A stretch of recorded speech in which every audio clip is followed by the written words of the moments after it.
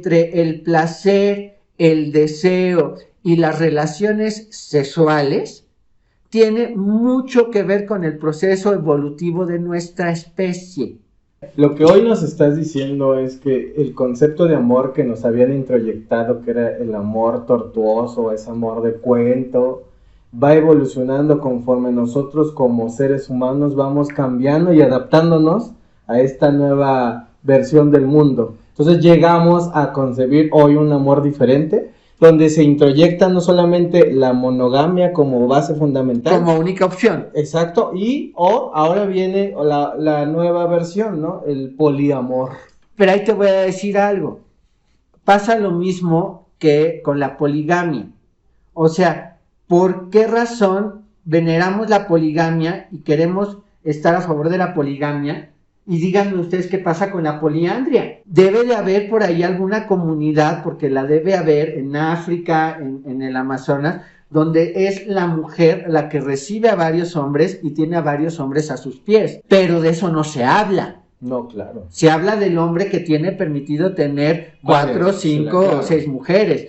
Hubo un programa apenas en Home and Health donde se hablaba de poligamia y todas estaban sometidas a un cabrón. Y ahora, hablando del tema del poliamor, si entre 2 no funcionaba, dime tú si va a funcionar de a 3. Pero hoy que vamos a hablar dónde se jodió la cosa, que es lo que me interesa del programa de hoy, creo yo que en esta situación de qué es el amor, que tú explicabas perfectamente bien con la mesa y las 3 patitas, así es. Creo que el amor, si se sostiene en esa base, que es el amor, sin ponerle más etiquetas, el amor es positivo. Claro. Su gran némesis del amor es el miedo, y el miedo te lleva al odio. Entonces, el odio lo que nos hace, ¿qué pasa cuando tienes una pareja y la amaste y le diste todo y te desbordaste y de repente terminan y te dicen: no podemos ser amigos y tiro tus cosas a la basura y vete a la chingada y no quiero saber nada de ti? Se vuelve odio. Así es, te vas al otro lado. Y entonces viene una pregunta: ¿dónde chingados está el amor? ¿Hubo amor? Hay algo que aprendí y que pude acuñar durante ese proceso que todos tenemos de aprendizaje, en donde retomo la ley de la materia y la transformo. Y les digo que el amor no se crea ni se destruye, solo se transforma. No sé si tú seas el único que ha pensado en esa frase, pero viene perfectamente al hilo de lo que estamos hablando. Cuando el amor es amor, y entendemos amor es amor, el amor es energía. Entonces, efectivamente lo que acabas de decir.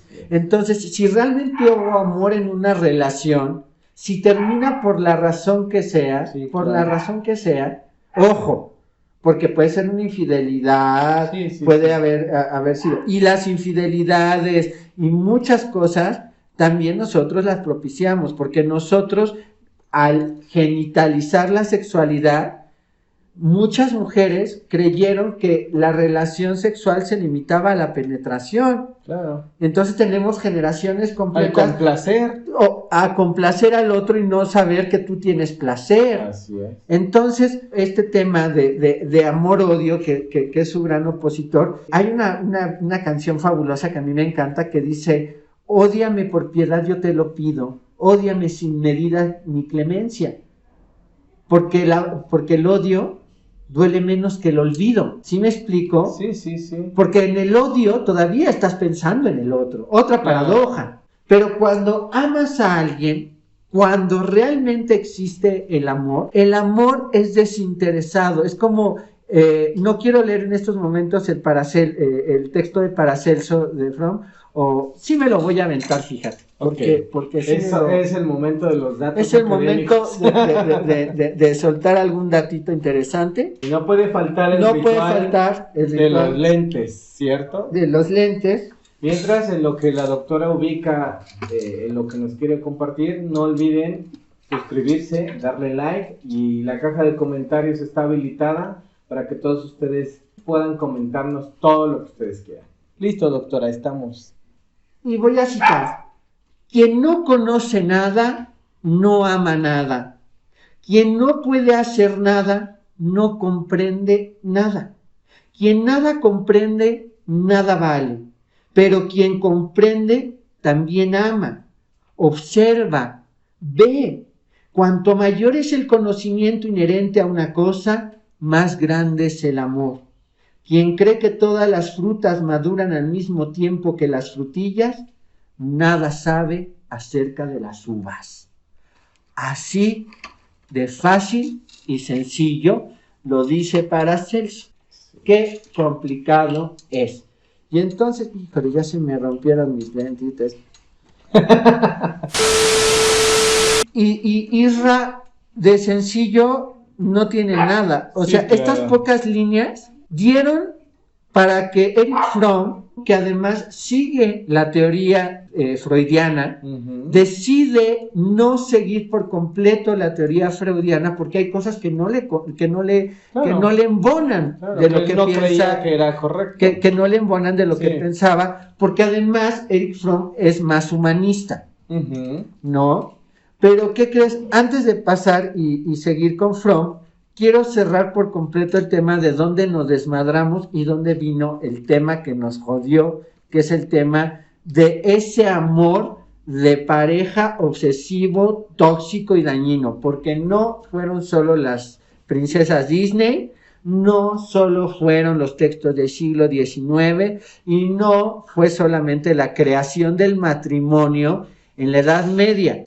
En este tema del amor cortés, fíjate, una de las historias más interesantes de la literatura caballeresca es Tirant o Blanc, Tirante el Blanco.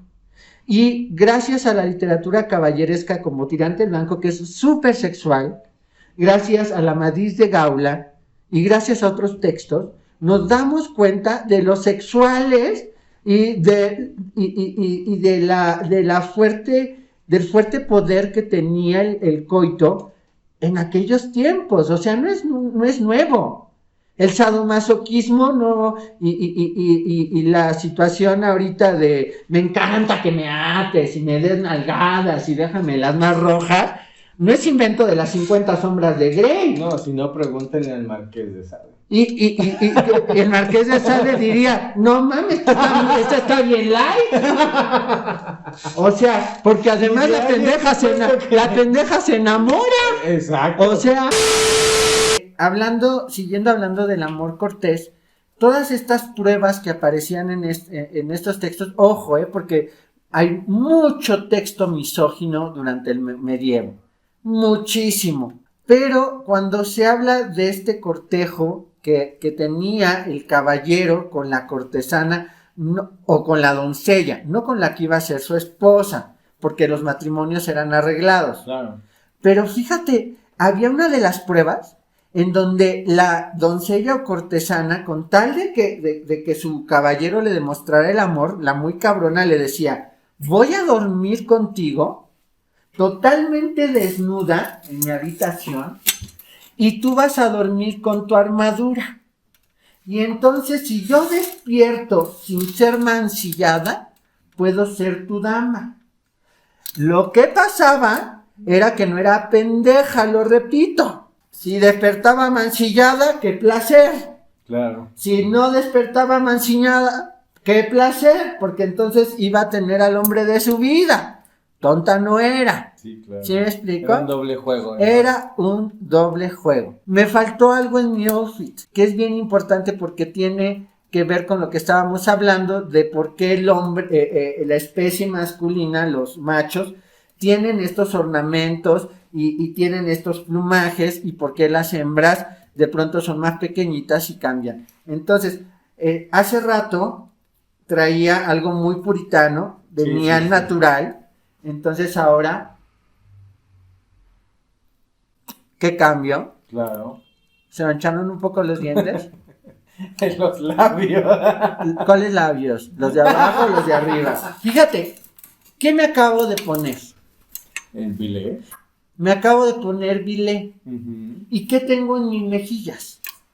Chapas. Rubor. Entonces, la mujer, cuando se dio cuenta de esos atributos naturales que tenía el hombre, quiso hacer competencia para poder tener atributos que, aunque fueran artificiales, fueran llamativos para la especie masculina, para el macho. Y entonces se inventan todos los afeites, claro, los cosméticos. Y entonces, antiguamente, fíjate, había en el medievo, acostumbraban a las mujeres a darles de comer barro para que cambiara su color de las mejillas. Y muchas de ellas morían porque en el barro había larvas. Y entonces se llenaban de parásitos. O sea, imagínate qué tortura ser mujer. Sí, claro. O sea, ha sido una tortura impresionante. Pues sigue siendo, las mujeres cuánto no tardan en lo que hoy les llamamos en toda su producción para poder llamar la atención. Totalmente. Cuando uno como hombre puede salir después de bañarte, te peinas, o si acaso te peinas. Ahora, cuando se arreglaban estas mujeres que vemos pomposas, todas con vestidos impresionantes, que no se los levanten, porque imagínate los olores que conservaban ahí. Claro.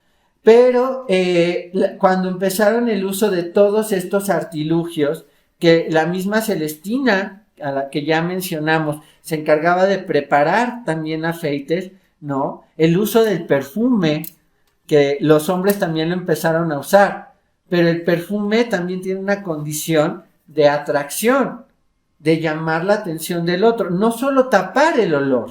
Nosotros producimos como especie olores, tenemos olores particulares. No sé si a ti te ha pasado con alguna pareja o con alguien que te haya atraído sexualmente, que de pronto lo hueles y dices, es que me huele como a limón. Y dices, pero no es limón. Tiene un humor, como le llamamos. Sí, no, de repente a mí me pasa y digo, huele como fabuloso, ¿no? A lo que iba, entonces, hay otra prueba de amor, fíjate, en el amor cortés, está la historia de Ginebra y Arturo. Siempre se ha hablado del gran amor entre Ginebra y Arturo, que son esposos, pero está la historia oscura del triángulo amoroso, Lanzarote o Lancelot, así es, enamorado de Ginebra. Bueno, hay una historia en donde Ginebra es secuestrada en una torre y Lancelot acude a su rescate. Ya sabrán cómo iría Lancelot, iría sobre su caballo y todo, con la armadura, la espada por acá, ¿no? Pero cuando va a llegar, caballo, al parecer se lesiona, algo sucede con el caballo que tiene que hacer un cambio, y la única forma que tenía de llegar a esa torre era yendo en un carro tirado por un caballo que era conducido por un enano. En otras versiones se comenta que era un carro de locos. Los carros de locos era donde iba gente deforme, parias de la sociedad. Claro. Entonces, para un caballero eso representaba una deshonra. Como yo, caballero, como yo, con todo este porte, me voy a subir entre los parias. Y entonces, cuando está a punto de subirse, ¿qué crees que le pasa? Lo duda. Y entonces se sube al carro, llega al rescate de Ginebra, ¿y qué crees que pasa? Que cuando piensan que le va a declarar su amor, le dicen nené. Y no porque no te quiera, porque cuando te ibas a subir para rescatarme, lo dudaste. Y en el amor no se duda. ¿Ves cómo desde ahí nos vamos creando ese imaginario de lo que es el dichoso amor? Claro. Entonces, me voy a regresar ahora sí al principio de lo que fue nuestro primer programa. ¿Recuerdas que te hablaba de estas mujeres que en un principio, en el momento del celo y saber que estaban listas para la reproducción, se abrían completamente de piernas para recibir a muchos machos? Con el concepto de que entre más machos y que entre el macho mejores cualidades tuviera, mejor sería el producto. Claro. A ese proceso se le llama eugenesia, que es lo que precisamente buscó el nazismo, generar una especie perfecta. Claro. Vamos a regresar. La mujer se abría de piernas, recibía a todos los hombres, herencia de eso, el multiorgasmo femenino. Y las mujeres pueden durar un chingo en la cama. O sea, las que realmente pueden durar un chingo teniendo relaciones sexuales son las mujeres. Claro. El hombre, ya penetrando, es decir, ya introduciendo el pene en la vagina de la mujer, dura, y este dato te va a sorprender. ¿Cuánto crees que dura un hombre en la cama? Así dímelo. En promedio 1 minuto.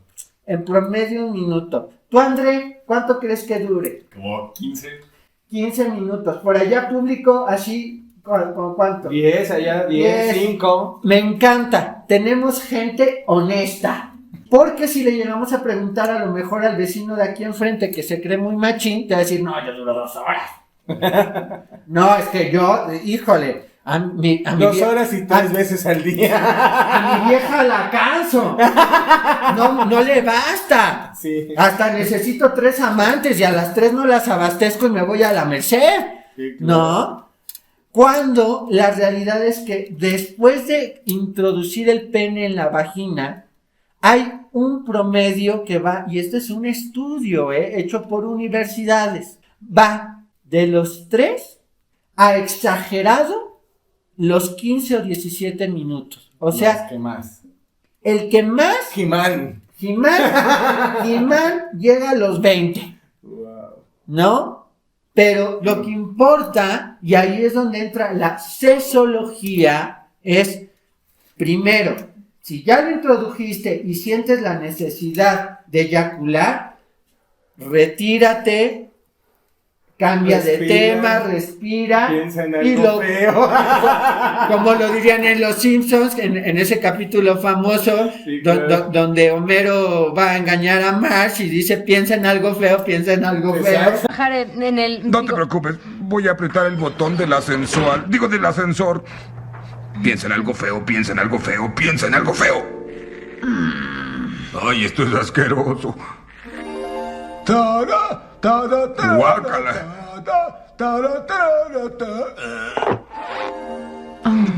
Ay, no. Piensa en algo feo, piensa en algo feo. Pasa. Lo que también puede pasar es que te lleve a que ya no quieras terminar el acto. Porque entonces te desviaste y te aventaste toda la serie de Lost. Exacto. O sea, ¿no? O de Breaking Bad o Sí, cualquier... rompes el momento. Rompes el momento.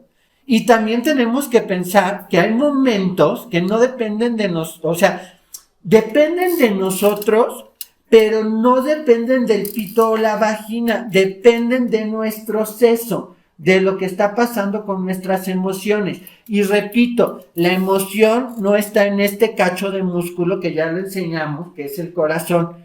La emoción viene de aquí arriba.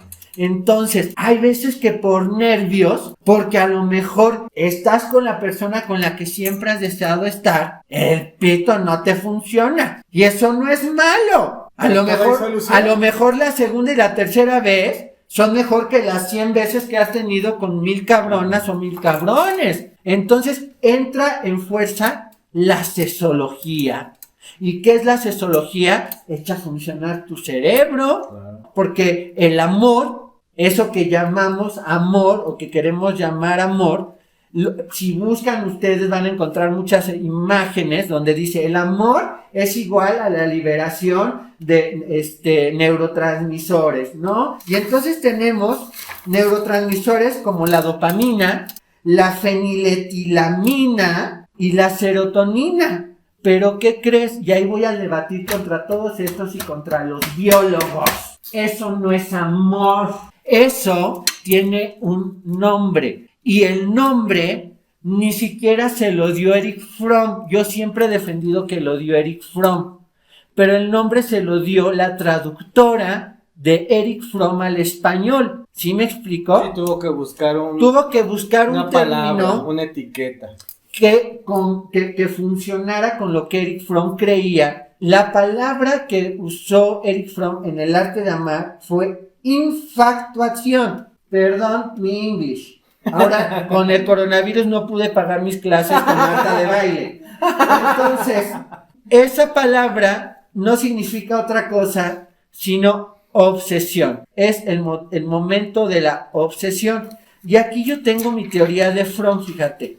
Esto, me encantaría publicarlo, ¿no? Ujú. Porque lo tengo ahí escrito, pero me encantaría divulgarlo porque yo creo que Eric Fromm, cuando daba sus sesiones de pareja, estaba tan hasta la madre de cada vez que llegaban las parejas o llegaba uno de los individuos que la componían a contarles sus problemas, y lo primero que les decían era: es que se nos acabó el amor.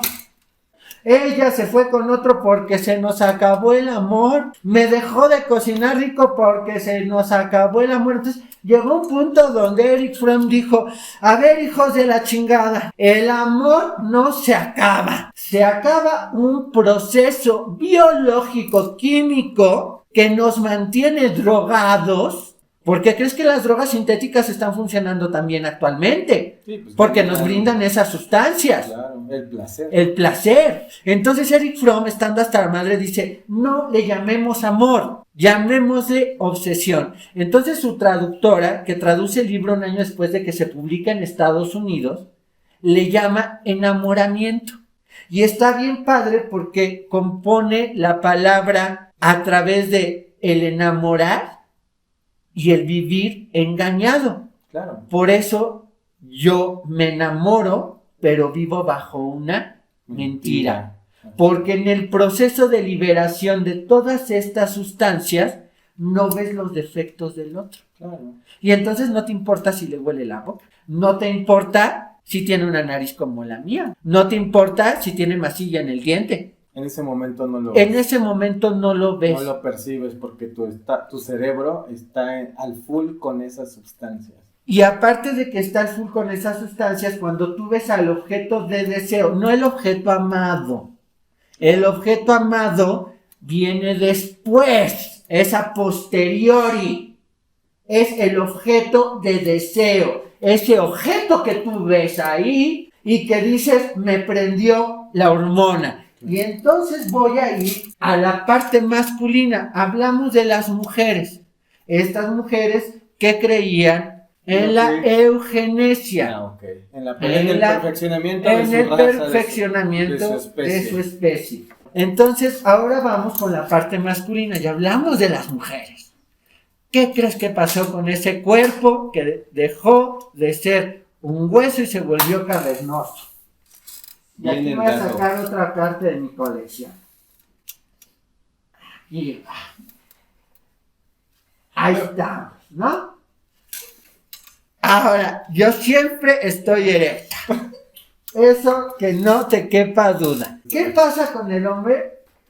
Que si la mujer se abría de piernas para recibir, el hombre, su necesidad es regar la semilla. Claro. Por eso dura tan poquito tiempo, porque tiene la necesidad de ir por la vida regando esperma. Entonces, ¿qué hace? ¡Pum! Y pica la flor, y ¡pum! Y pica otra flor, y ¡pum! Y se va picando flores, y ¡pum! Y si ya le gustó esta, pues le da 2 veces, ¿no? Pero va por la vida picando flores. Ahora entiendes lo que decíamos y por qué razón ese momento de la introducción del pene en la vagina dura tan poquito tiempo. Claro. O sea, las películas porno lo que nos han enseñado es lo que está pasando en este momento con mi nariz. Está totalmente erectada.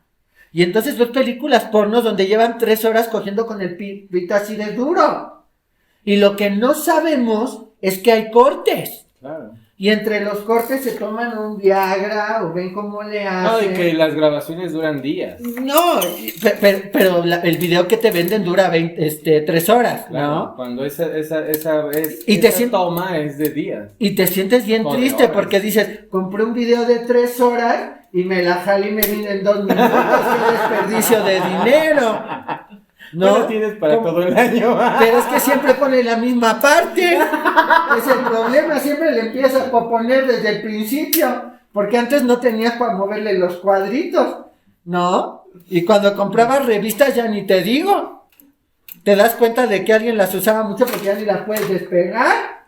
Ahora, regresando por fin a lo que era el principio de todo esto y dónde se jodió. Ya hablamos de la pérdida, son 4, y dijimos que eran 4 grandes factores. Uno es la pérdida del celo, quiere decir, buscamos el placer como especie, ya no solo buscamos la reproducción, sino buscamos el sentir. Entonces, al buscar el sentir y usar el seso, hay que usar maneras de cómo jugarlo, cómo atraerlo, para que no dure 15 minutos.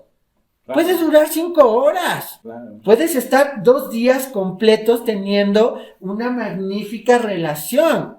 Claro, el juego previo. Claro. Ahora, también hay otra cosa, Hay un fenómeno bien padre que pasa con el ser humano, que es, ahorita que hablábamos de el objeto de deseo, fíjate, a veces la persona que dices amar no siempre es tu objeto de deseo, y entonces eso te vuelve una persona frustrada, porque nos enseñaron a admirar modelos de belleza estereotipada, y entonces llega el momento en el que tú amas a tu pareja, pero siempre estuviste esperando al Brad Pitt o a la Angelina Jolie de tu vida. Y llega el día de tu boda, estás ahí en pleno altar y de repente en la quinta fila, a un lado de la gorra que trae el sombrero, está el Brad Pitt de tu vida. El pleno día de tu boda, el que te mueve la hormona. Hasta la gente dice, esta ya dio a luz, o por qué está tan mojado el piso, ¿no? O al revés. Claro. Le hicieron mal el traje al chavo, ya se le movió el reloj, lo que traiga ahí, ¿no? Pero pasa, porque el objeto de deseo no siempre es la persona a la que amas. Claro. Por eso yo me encabrono mucho cuando hay una infidelidad, porque, para empezar, tienes que analizar por qué se da la infidelidad. Esa es una de las razones. La segunda, quien te debe respeto es quien te prometió respeto. ¿Por qué madrearte al amante? Sí, que ese es un error. Que ese es un error que cometen. Vieja, me quitó. Hija de la chingada, claro. y se la desgreñan, y va la suegra. Pues si no te servía, qué bueno que te enteraste a tiempo. O sea, hay toda una generación de mujeres, sobre todo las que tienen 50, 60 o que fueron baby boomers, donde primero se casaban y después conocían a la persona. Claro. Ahora que nos ven como raros porque experimentamos nuestra sexualidad libremente, qué padre porque te permite conocer y no cagarla. Claro, probar el producto. Pruebas el producto. Sí, el problema es que hay cada probador que se la pasa prueba y nunca quiere comprar el vino de su elección. ¿Sí me explicó? Bueno, pero... Que es válido, ¿no? Todo es válido, mientras no le hagas daño al otro. Claro. Y vamos al tema central ya para cerrar. Va a aparecer una imagen aquí, es el hombre de jengibre. Lo diseñó el activista Sam Killerman. Sí tiene un diseñador, no recuerdo bien si perdió los derechos de autor y por eso se puede usar en 2014, entonces nos damos el permiso de usarla, pero es fabulosa porque utiliza la imagen del hombre de jengibre. Qué curioso porque el hombre de jengibre nos recuerda a la infancia y estas galletitas, ¿no? Claro. Pero el hombre de jengibre nos sirve para entender cómo nos construimos como personas a través de entender que somos entidades que nos construimos de manera genérica y de manera simbiótica y de manera integral. Entonces él dice, nosotros, aquí voy a levantarme, nacemos con un sexo, o como se le ha conocido a los órganos genitales. Aquí me voy a poner frente a la cámara. Entonces, si nace con vagina, es niña. Si nace con pene, es niño. Si nace no con los dos, con alguna malformación que hace que sea hermafrodita, como se le llamaba antiguamente, tenemos un intersexual. Ahora, esto es nuestro sexo. Luego viene el famoso corazoncito que viene en el hombre de jengibre. ¿Qué pasa con el corazón? Es hacia dónde orientamos ese deseo. Es decir, con qué se me para el pene y con qué yo siento que estoy mojada o de pronto mi clítoris se erecta, porque el clítoris también se erecta. Claro. Entonces, La orientación se le atribuye a esta parte, porque tiene que ver con el deseo. ¿Estamos de acuerdo? Deseo. Y luego viene una cosa que complica aún más, que tiene que ver con el seso, que el cerebro nos determina hacia dónde no nos orientamos, no sé a qué sexo tenemos, sino hacia dónde nos identificamos. Es decir, yo pude nacer con pene, me pueden gustar las mujeres, pero me siento mujer. Yo puedo nacer con vagina, me gustan las mujeres, lo que te haría lesbiana, pero me siento como hombre. Claro. Y no necesariamente, porque también el transvestismo, que es otra parte dentro de la diversidad, nos lleva a que de pronto hay gente que le gusta tener su pene, le gusta tener una pareja que heterosexual, no vive una vida heterosexual, pero se desarrolla como travesti, sea por trabajo, o sea por un fin artístico, o por gusto, también es válido. Ya hablamos de esos tres. Viene el meollo del asunto, el cuarto y más importante para mí. No nos vamos a ir con el Homo erectus como la vez pasada. Me voy a ir un poquito más atrás con el hombre de Cromañón, que se relaciona con el hombre de las cavernas. Es esta imagen típica del hombre que si necesitaba algo agarraba el mazo y a puro madrazo vil obtenía las cosas. Exacto. Entonces yo me acuerdo mucho de una anécdota en una clase de derecho que tomé, donde el profesor nos decía cómo nació el derecho. Y decía, lo que pasa es que un hombre de estos cavernícolas, de repente le gustaba una mujer, se la llevaba de los pelos a su casa, la hacía suya, pero llegaba otro hombre que se atraía por esa mujer, y entonces agarraba el garrotazo, le daba en la madre al primer hombre, y se llevaba de los pelos a la mujer. Entonces, él decía en tono de chiste, ahí se crea el derecho, porque entonces tenemos que regular para que no llegue un cabrón que nos dé un mazazo y nos quite a nuestra mujer. Recordando lo que dijo este maestro de Derecho, quiero hacer una analogía propia, porque recordando ese hombre de Cromañón, ese cavernícola, ¿no? Típico de las caricaturas, que da el mazazo y se lleva a la mujer, vamos a regresar al Homo erectus, cuando se pone erguido y cuando empieza su proceso de transformación a ser un ente pensante. Entonces, cuando empieza a usar el lenguaje, se da cuenta que ya no puede ser totalmente salvaje al momento de conquistar. Tiene que generar estrategias nuevas para la conquista. ¿Y cuál es la estrategia nueva para la conquista? Conquistar a través del lenguaje.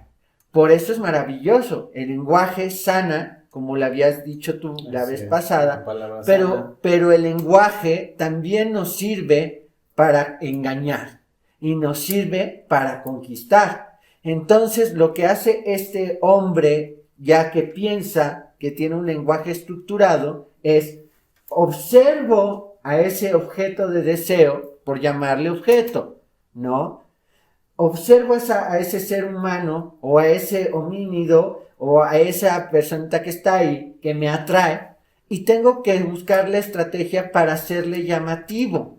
Y como ya no le basta con que sepa pescar, como ya no le basta con que sepa hacer otras cosas, tengo que hacer uso del lenguaje. Y entonces comienza la conquista. Y entonces comienza eso que llamamos amor.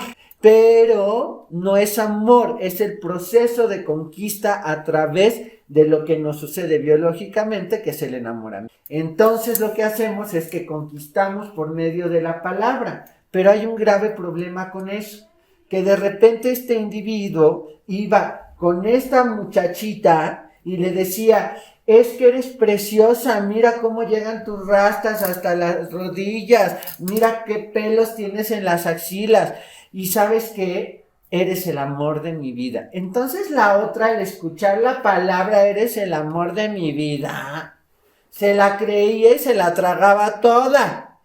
Y entonces lo aceptaba. Claro. Lo que no sabía es que el otro cabrón se la pasaba diciendo el mismo discurso a 5, 6, 7, 8 mujeres.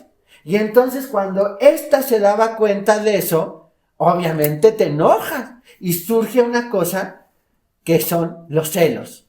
O sea, habíamos hablado de la etapa de celo, que es la etapa donde nosotros tenemos la necesidad de reproducirnos, pero surge cuando el nacimiento de esta cosa que es el amor, el celo, porque quiero que ese objeto que me gusta, que me atrae, me pertenezca. Claro. No lo quiero compartir, no quiero que sea de otro, no quiero que sea de otra. Y entonces empezamos a ser tóxicos. Y me choca decir tóxico porque ahora todo es tóxico. Todo es tóxico, te lo juro. Que ya te toqué, qué tóxico porque me tocaste. Que ya me puse, qué tóxico porque trae plom. Que ya te toqué, todo es tóxico, ¿no? Pero hablando en términos de celos, la celotipia sí se vuelve un problema dentro de las relaciones.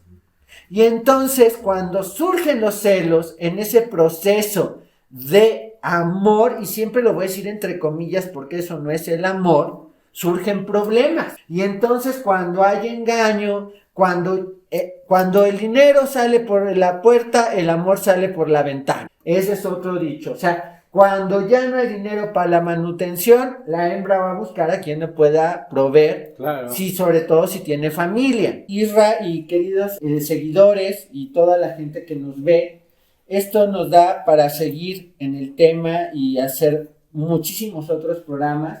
Queremos cerrar el día de hoy. Quiero decirles que el día de hoy nuestra decoración fue especial. Tenemos al arcángel Chamuel, que simbólicamente es el arcángel del amor.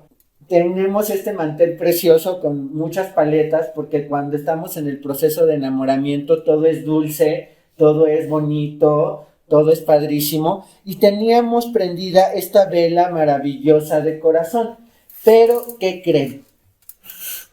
Como bien lo hablamos durante el programa y estuvimos hablando del enamoramiento, va a haber un cambio. Y entonces vamos a venerar, me quitas a San Charbel, por favor. Sí, claro.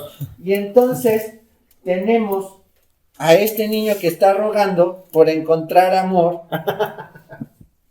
que lo único es la búsqueda de la reproducción. Amigos, esto fue La Cigarra, vuelvan a estar con nosotros. Soy Tintina la Celestina, sexóloga irreverente. Israel Espinosa, y no se olviden de comentarnos, de seguirnos, y esto no es lo último, porque seguiremos haciendo mucho ruido.